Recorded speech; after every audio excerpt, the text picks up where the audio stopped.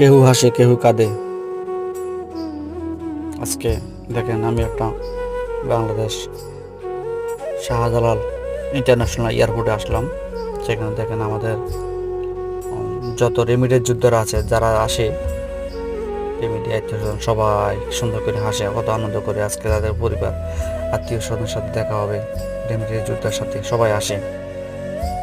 আবার এর ভিন্ন চিত্র আছে, আবার যেই রেমিডের যোদ্ধারা এই বাংলাদেশ থেকে চলে যাচ্ছে বিদেশের মাটিতে, তাদের ছেলে সন্তান, মেয়ে ছেলে, বাবা মা, ভাই বোন সবাই কাঁদে তাদের জন্য। আরে তাদের ছেড়ে চলে যাচ্ছে বিদেশের মাটিতে আমাদের জন্য রেমিডিয়েন্স বাড়ানোর জন্য এবং নিজে একটু স্বাবলম্বী হওয়ার জন্য।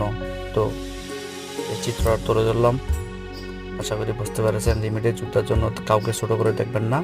তারা অবশ্যই আমাদের দেশের অনেক কিছু করতেছে, আমাদের দেশের উন্নয়নের জন্য।